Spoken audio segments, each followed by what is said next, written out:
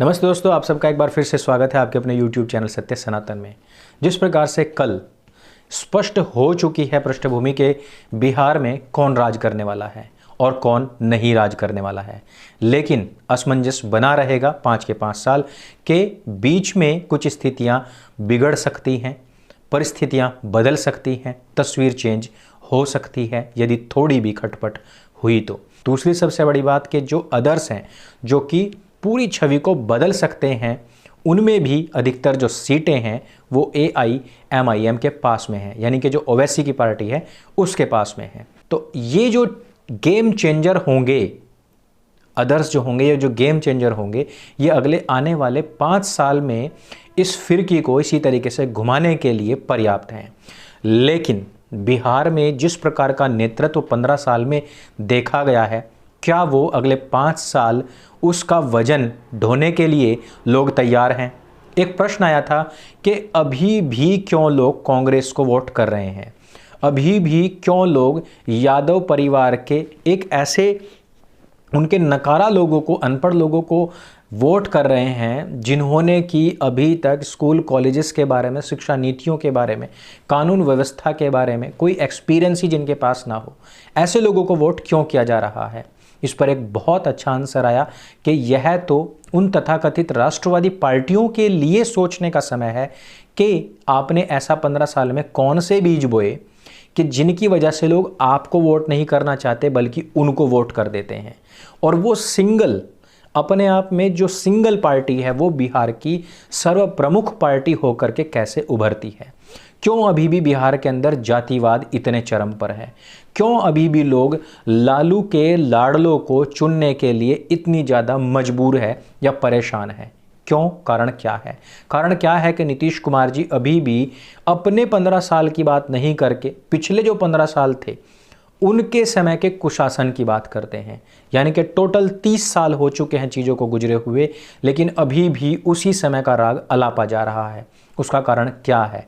उसका कारण ये भी है क्योंकि जब व्यक्ति को ये लगने लग जाता है कि अब हमारा जो स्तंभ है इसको कोई उखाड़ने वाला नहीं है, जो हमारा सिंहासन है इसको कोई हिलाने वाला नहीं है, क्योंकि आप खुद इतने बड़े थाली के बैंगन हैं कि यदि भारतीय जनता पार्टी के पास में भले ही सीट ज़्यादा हो फिर भी वो अपना कैंडिडेट CM पद के लिए नहीं दे सकती है। उसका कारण क्योंकि आप तो जाकर के कल किसी और का कुर्ता डाल लेंगे। तो जब आप दूसरे का कुर्ता डालने के लिए तैयार बैठे हैं तो क्यों कोई भारतीय जनता पार्टी जैसी जो पार्टी है वो क्यों अपना कैंडिडेट लाएगी? क्यों बेचारी वो अपना उप मुख्यमंत्री का पद भी खोएगी? यही वजह होती हैं जब आप अपनी इस ढुलमुल नीति, बैंगन वाली नीति को अपनाए रखते हैं और अपने राज्य का सत्यानाश करते रहते हैं। आज के समय में यदि बिहार को आवश्यकता है तो वो किसी युवा नेतृत्व की आवश्यकता है।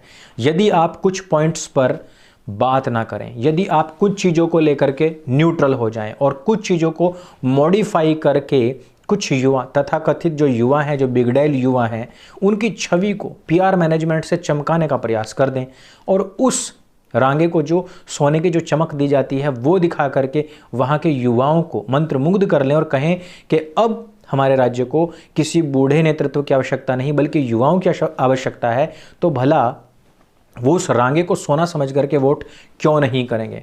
बिल्कुल कर देंगे। आप लोगों को पता है पेप्सोडेंट के नाम पर पेप्सोनल बिहार के ग्रामीण क्षेत्रों में बहुत बिकता है क्योंकि लोगों को लगता है कि ये पेप्सोडेंट है। इस प्रकार से यदि आप इस तरीके की चमक धमक में रहेंगे तो वहाँ पर युवाओं का नेतृत्व, चाहे वो कैसा भी क्यों ना हो, भाई कितना भी पढ़ा लिखा हो, कितना भी पढ़ा लिखा ना हो, उसका नेतृत्व आ ही जाएगा।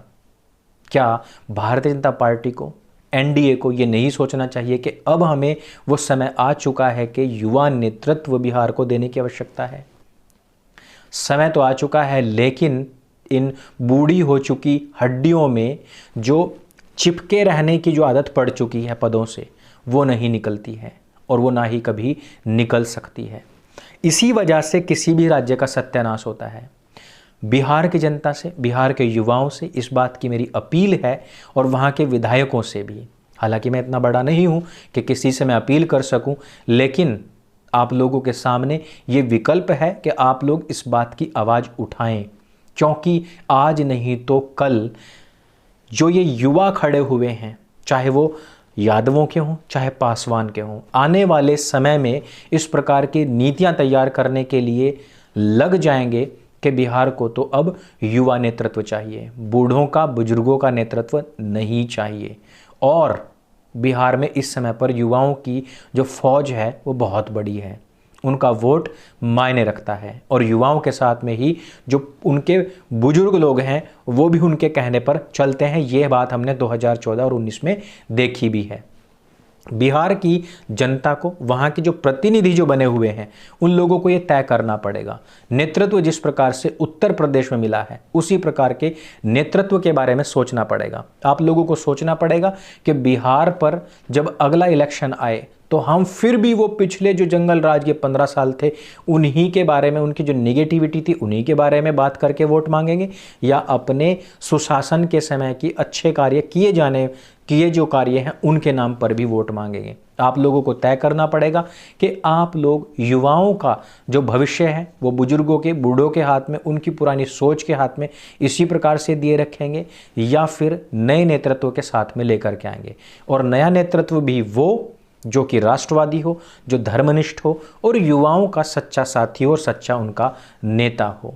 यह नहीं कि आज उस पब में पड़े हैं और जहां कहीं माइक मिला वहां पर मुंह फाड़कर कुछ भी बोल दिया हो। ऐसे भी नहीं कि जो बिल्कुल अनपढ़ ही हो, वैसे भी नहीं कि जो पढ़ लिख तो चुके हैं लेकिन अपनी कोई छवि है ही नहीं।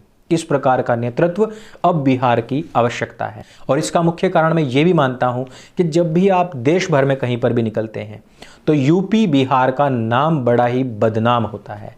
अभी आज की तारीख में यूपी की जो दशा और दिशा है नेतृत्व बदलने के कारण बदल रही है। अब आवश्यकता है बिहार के नेतृत्व के साथ ही साथ बिहार के लोगों का जो स्वयं का, जो उनकी मानसिक दशा है, जो उनका व्यवहार है, पूरे भारत में निकलने के बाद में उसको बदलने की आवश्यकता है।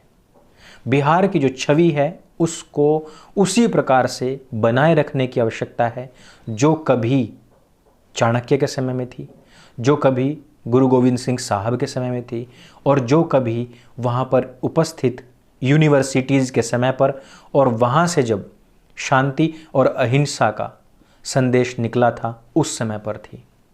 मेरे सभी बिहारवासी मेरे भाइयों बहनों को मैं नमन करता हूं कि उन्होंने जो भी फैसला लिया है देश उसको स्वीकार करता है, शिरोधार्य करता है, लेकिन अगली जो बयार हो वो नेतृत्व परिवर्तन की हो, युवा परिवर्तन करे, युवा नेतृत्व लाए और एक युवा बिहार का निर्माण करे जो पूरे देश के अंदर अपनी छवि को सुधारने का कार्य करे। मेरे संग बोलिए सत्य सनातन वैदिक धर्म की जय। जय हिंद, वंदे मातरम।